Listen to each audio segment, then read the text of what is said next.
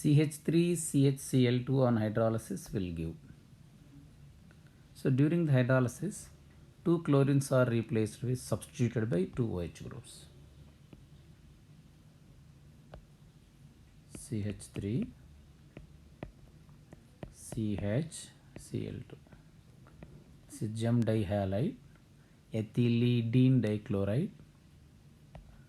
During the hydrolysis,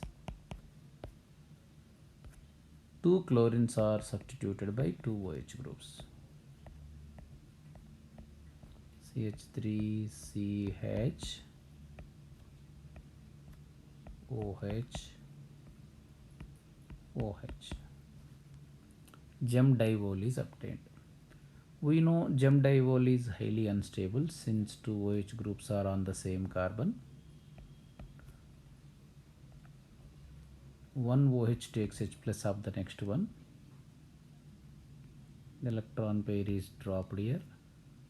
CO bond pair is shifted over oxygen. So the oxygen which is taking H plus of the next OH group will become OH2 plus. Once OH2 plus is formed, since O plus is highly electronegative, CO bond pair is easily shifted onto oxygen. Then that comes out easily in the form of H2O.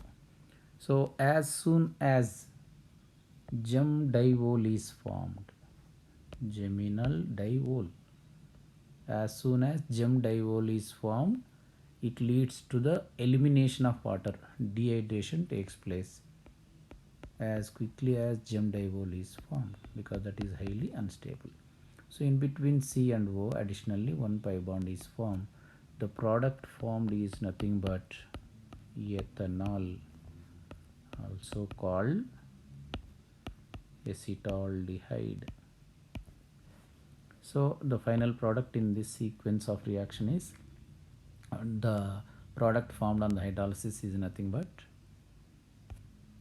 ethanol. This is the correct answer. Ethanol is the correct answer for this question.